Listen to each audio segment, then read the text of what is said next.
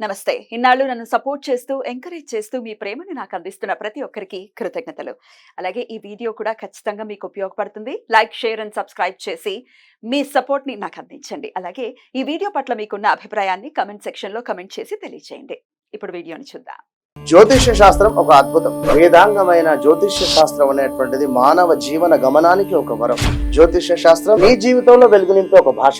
ఆ భాష నీకు అర్థమైతే ప్రకృతి నీతో మాట్లాడుతుంది. అస్ట్రాలజీ నేర్చుకోవాలి అనుకునే వారికి అద్భుత అవకాశం. మురళీధర శర్మ గారి అస్ట్రాలజీ క్లాసెస్ అతి త్వరలో మొదలు కాబోతున్నాయి. 100% జాబ్ గ్యారంటీ. వివరాల కొరకు సంప్రదించండి. నమస్తే, వెల్కమ్ టు అవర్ ఛానల్. నేను పద్మిని. ప్రస్తుతంతో పాటు ప్రముఖ astrologer, tarot card reader, Vedic nutritionist, అలాగే స్పిరిచువల్ హీలర్ వనజ రామశెట్టి గారు మనతో పాటు ఉన్నారు. మాట్లాడదాం. మేడం నమస్తే. నమస్తే మా పద్మిని. శ్రావణ మాసం మొదలు కాబోతోంది. Beautiful tarot card reader. Tarot card అనేది చాలా అక్యురేట్ గా వస్తుంది.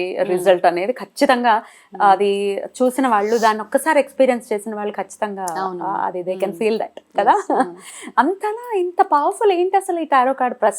ప్రశ్న శాస్త్రమేనా లేకపోతే ఎట్లా అసలు? What is tarot? కంప్లీట్ గా ఒకటి మన ఎనర్జీ వర్క్స్ అలాట్. ఓకే, మన మైండ్లో ఉన్న క్వశ్చన్స్ కానీ బ్లాకేజెస్ కానీ మనం ఒక్కసారి టారోకి కనెక్ట్ అయినట్టయితే అదే మనకి ఆటోమేటిక్గా ఒక వే చూపించేస్తూ ఉంటుంది. కాబట్టి క్వశ్చన్ అండ్ ఆన్సర్స్ కూడా ఒక చాలా మంది అంటుంటారు చిలక జ్యోతిస్తే మాది ఇది అని. వాట్ ఎవర్ అంటే మనం ఏ రకంగా అనుకున్నా మనకి మన జీవితంలో ఉన్న చిన్న చిన్న ఇష్యూస్కి ఒక ప్రాపర్ డైరెక్షన్ కావాలి అన్నప్పుడు నేను కంప్లీట్గా టారోస్ని నమ్మేస్తాను. బ్యూటిఫుల్. అవును, అది అసలు ఒక్కొక్కసారి అగమ్య గోచరంగా ఉంటుంది పరిస్థితి. ఏం చేయాలో మనకు తెలియట్లేదు, ఎలా వెళ్ళాలో ముందుకు తెలియట్లేదు అనుకున్నప్పుడు నా లైఫ్లో కూడా ఒకసారి టారో అసలు భలే రూట్ ని చూపించింది. అంటే ఒక్కసారి ఐ ఓపెనర్ అనమాట. అట్లాంటి ఒక పరిస్థితి వచ్చినప్పుడు ఇట్ హెల్ప్ మీ అలాట్. నాకైతే చాలా చాలా నమ్మకం. అంటే టారోలో ఒకటి రీడింగ్ అవుతుంది, రెండు హీలింగ్ అవుతుంది, హీలింగ్ కూడా అవుతుంది, కౌన్సిలింగ్ అవుతుంది. టారో ప్రెడిక్షన్, టారో రీడింగ్ అప్పుడు ఏమవుతుందంటే ఏదో ఆస్ట్రాలజీ లాగా 10 minutes ఇది అలా ఉండదు కదా. టారో రీడింగ్ ఒక మనిషికి చేసినప్పుడు రీడింగ్, హీలింగ్ అండ్ కౌన్సిలింగ్ మూడు అయిపోతాయి. ఏం చేయాలి, ఎలా చేయాలి అన్నది కూడా వచ్చేస్తుంది. కాబట్టి it gives a good direction. Definitely. అయితే ఇక శ్రావణ మాసం మొదలు కాబోతోంది కాబట్టి according to tarot card reading ఎలా ఉంటుంది మన ద్వాదశ రాశి వాళ్ళకి అనేది ఒక్కసారి మీ రీడింగ్స్ ద్వారా వినాలి అని అనుకుంటున్నాను. సో శ్రావణ మాసం కాబట్టి ఎట్లా దీన్ని రిలేట్ చేయొచ్చు? యాజ్ ఇట్స్ అంటే ఇది ఒక ఫారెన్ సబ్జెక్ట్ లాగా చూస్తూ ఉంటారు కాబట్టి హౌ మీరు ఎలా రిలేట్ చేస్తారు దీన్ని, ఈ టారో కార్డ్? ఫారెన్ సబ్జెక్ట్ అన్నది ఒకప్పుడు, బికాస్ కార్డ్స్ ని మనం ఫారెన్ కార్డ్స్ అనుకుంటాం, కానీ మన దగ్గర చూస్తే ప్రశ్నాశాస్త్రం మన దగ్గర ఉండేది. ఓకే, రాముడు కాలం, ఏ కాలంలో చూసినా మనకి ఏమైనా ఒక దానికి ఆన్సర్ కావాలంటే ప్రశ్నాశాస్త్రం బేస్ చేసుకుని చెప్పారు. రెండు చిలక జోష్యం దాంతో చెప్పేవాళ్ళు అనమాట. సో ఇదంతా వేరే కంట్రీస్లో, యూరోప్, ఈజిప్ట్ అట్లాంటి వాటిల్లో స్టార్ట్ చేసినా కానీ మనం దాన్ని కంప్లీట్గా రెప్లికేట్ చేయొచ్చు. ఎందుకంటే మన దగ్గర కూడా ఉన్నాయి ఇట్లాంటి. మన దగ్గర పాచికలతో చూసేవాళ్ళు, గవ్వాలతో చూసేవాళ్ళు. సో ఇవన్నీ మనం ఏదో ఒక రకంగా యూనివర్స్కి కనెక్ట్ అయ్యి అవతల మనిషికి ఇచ్చే ఏవైతే డైరెక్షన్ ఉంటుందో, ప్రెడిక్షన్ ఉంటుందో దాన్ని మనము ఏదో ఫారెన్ కంట్రీది అని చూడడానికి అయితే లేదు. బికాస్ మనం యూజ్ చేసేవన్నీ ఇండియన్ కార్డ్స్. అది కూడా ఉంది, ఇండియన్ కార్డ్స్ ఉన్నాయి నా దగ్గర. సో మీరు ఇండియన్ కార్డ్స్ యూజ్ చేసి, అలాగే మీరు చేసేటటువంటి ఆరాధన కూడా మేజర్ రోల్ ని ప్లే చేస్తుంది ప్రెడిక్షన్స్ ని అందించడం విషయం. ఏదో అది అక్కడ పెట్టేసాము, ఏదో అవసరం ఉన్నప్పుడు తీసామంటే ఇట్లా లేదు. ఇది డైలీ ప్రాసెస్ అనమాట. డైలీ ఎనర్జైజ్ చేయాలి, డైలీ కూర్చోవాలి. మీరు డైలీ ఎనర్జైజ్ చేస్తారా? రోజు ఉండాలి. ఓకే, ఇప్పుడు మనం ఎలా ఉన్నా, ఇప్పుడు ఎలా అయితే మనకి ప్రతిరోజు ఫుడ్ అవసరమో, ఎలాగైతే మనం ఎనర్జీ ఫ్యూయల్ అవసరమో, వీటికి మెడిటేషన్, చాంటింగ్. ఇప్పుడు నేను సౌండ్ హీలింగ్ చేశాను, సౌండ్ హీలింగ్ తోటి. సో అంటే మనకు అనిపించాలి ఇవన్నీ చేస్తే నాకు ఈ కార్డ్స్ నేను చెప్పినట్టుగా నాకు డైరెక్షన్ ఇస్తాయి. అంతే, cards will listen to us అన్నమాట. అంతే, అవి వింటాయి, అవి మనకి డైరెక్షన్ ఇస్తుంది. 12 రాశుల వాళ్ళకి కూడా శ్రావణ మాసం నుంచి ఎలా ఉంటుంది అనేది ఒక్కసారి మీ ద్వారా తెలుసుకోవాలని అనుకుంటున్నాను. మరి మొదలు పెడదామా? షూర్ గా. మరి కుంభరాశి వారికి ఎలా ఉండబోతుందండి శ్రావణ మాసం?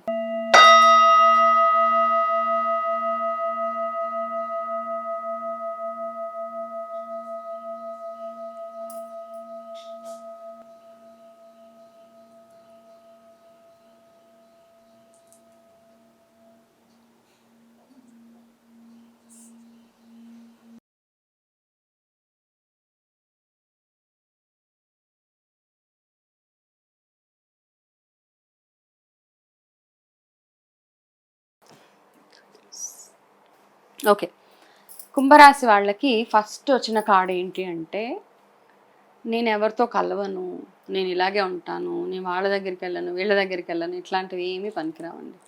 మీరు ఎంత కలుపుకుంటూ పోతే, రిలేషన్షిప్స్ అవ్వచ్చు, ఆఫీస్ పరంగా అవ్వచ్చు, ప్రతి రకంగా ఫ్రెండ్స్ అవ్వచ్చు, ఎంత కలుపుకుంటూ పోతే మీకు అంత ఎదుగుదల ఉంటుంది అనమాట. బాగుంది కార్డ్ యాక్చువల్గా.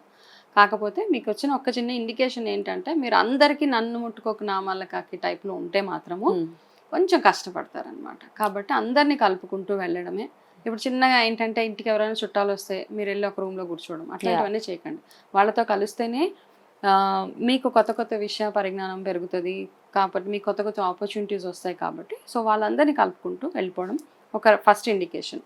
సో కార్డ్ పరంగా బాగుంది యాక్చువల్గా, మీకు ఆపర్చునిటీస్ అవి బాగున్నాయి. ఈ మంత్ పాజిటివ్ మంత్ అనొచ్చు బేసిక్గా. Okay, so next card, yes ఇది కూడా దీనికి రిలేటెడ్గానే అంతే, సక్సెస్ఫుల్గానే ఉంటుంది ఈ మంత్ అంతా. మీరు ఏది మొదలుపెట్టినా చక్కటి సక్సెస్ మీరు చూడగలుగుతారు అందులో. అయితే ఎస్పెషల్లీ ఎవరైనా కాంపిటేటివ్ ఎగ్జామ్స్ రాయాలనుకుంటున్న వాళ్ళు మాత్రము, మీరు ఏదైనా ఎన్రోల్ చేసుకోవాలనుకుంటే ఇది ఒక మంచి మంత్. దీన్ని ఈసారి మీరు వెళ్ళి ఎన్రోల్ చేసుకోవచ్చు. లేదా ఒక జాబ్ ఇంటర్వ్యూస్కి అప్లై చేయడం అట్లాంటివి ఏమైనా చేస్తే కూడా ఈ మంత్ మీరు చక్కగా చేస్తే సక్సెస్ఫుల్గా మీకు మంచి రిజల్ట్స్ వచ్చే అవకాశాలు ఉన్నాయన్నమాట. థర్డ్ కార్డ్ ఏం చెప్తుంది అంటే, ఇది కూడా అంతే, మొత్తం అన్ని 3 ఒక స్టోరీలా ఉన్నాయి మీకు.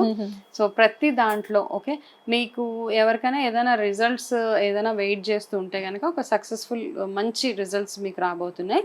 అండ్ ఈ మంత్లో మీరు చేసే ప్రతి ఒక్క ఇన్వెస్ట్మెంట్ కానీ ప్రతి ఒక్క పని ఏదైతే ఉందో దానికి 3 ఇంతల ఎక్కువ ప్రాఫిట్ వచ్చే అవకాశాలు ఈ రాశి వాళ్ళకి ఉన్నాయి ఈసారి. ఎస్, కుంభరాశి వాళ్ళకి బాగుంది యాక్చువల్గా, చాలా బాగుంది. సో మీరు ఎందులో ఇన్వెస్ట్ చేద్దాం అనుకున్నా, ఎనీథింగ్ అవ్వచ్చు, మీరు షేర్స్లో ఇన్వెస్ట్ చేద్దాం, ఒక ప్రాపర్టీ కొనుక్కుందాం అనుకున్నా, లేకపోతే నార్మల్గా ఇంట్లో ఏ పని మొదలు పెట్టినా ఇవన్నీ పక్కన పెట్టేస్తే మీరు ఏదైనా ఒక చిన్న పూజ చేస్తే దానికి అంటే 100 రెట్లు ఎక్కువ మీకు ఫలితం దక్కుతుంది స్పిరిచువల్గా చూసుకుంటే.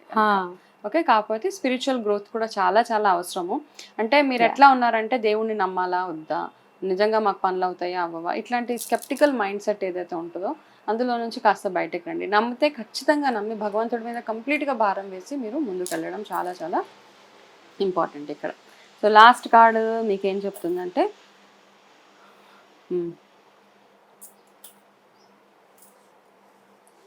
ఓకే మీకు కూడా ఎవరో ఒక రాశికి వచ్చినట్టే వచ్చింది. ఓకే, మీరు ఏదైనా ఒక కొత్తగా మీ లైఫ్ మళ్ళీ స్టార్ట్ చేయాలనుకున్న వాళ్ళు, ఈ రోజు వరకు నాది ఒక లైఫ్, ఇప్పటి నుంచి నాది ఇంకొక లైఫ్ అనుకుంటారు కదా. సో అట్లా అనుకున్నప్పుడు మీ ఒక ప్రణాళిక ఉంటుంది కదా, అది చక్కగా డ్రా వేసుకోండి. ఇవన్నీ నేను నా లైఫ్లో నేను చేసుకునే చేంజెస్. సో ఆ కొత్త చేంజ్ మీరు ఏదైతే అవ్వాలి అనుకుంటున్నారో ఫర్ గుడ్ అనమాట, మంచిగా మీరు ఏదైతే మారాలనుకుంటున్నారో చక్కగా మారొచ్చు. అది ఒకటి. ప్లస్ మీ పార్ట్నర్ని ఏదైనా ఒక చిన్న విషయంలో కనుక మీ ఇద్దరికి ఏదైనా ఇబ్బందులు ఉంటే కనుక, ఇంకా క్లియర్గా చెప్పాలంటే అనుమానాలు అట్లాంటివి ఏమైనా ఉంటే కనుక అవన్నిటి నుంచి బయటకు రండి. బికాస్ అట్లాంటి మీరు అనుకున్నట్టు ఏం లేదు ఇక్కడ. Everything is very very smooth అనమాట, చాలా చాలా స్మూత్గా ఉంది. మీరు ఎక్కువగా చేయాల్సిన ఆరాధన గురు ఆరాధన, అంటే గురు రాఘవేంద్ర స్వామి కానీ దత్తాత్రేయ స్వామి కానీ ఆరాధన ఎక్కువగా చేస్తే మీకు చాలా మంచి రిజల్ట్స్ రాబోతుంది. అప్పుడు అనఘాదేవి అనఘాలక్ష్మి ఎస్ ఆరాధన చేసుకుని ఎక్స్ట్రోవర్ట్ గా ఉంటే బెటర్, ఇంట్రోవర్ట్ గా కాకుండా అంతే అందరితో కలిసి మీ మనసులో ఉన్న ఒపీనియన్స్ అవన్నీ షేర్ చేసుకుంటే మీ లైఫ్ చాలా బాగుండబోతుంది. Beautiful, that's a beautiful month. So definite గా చాలా చక్కగా నీట్ గా దాన్ని ప్లాన్ చేసుకుంటే ఇంకాస్త అందంగా ఆనందకరంగా ఈ మంత్ మారుతుంది కుంభరాశి వారికి అని చెప్తున్నారు. రైట్ అండి, thank you so very much. ఇక నెక్స్ట్ ఎపిసోడ్ లో ఫైనల్లీ మీన రాశి గురించి మాట్లాడుకుందాం. థ్యాంక్ యూ అండి, నమస్తే.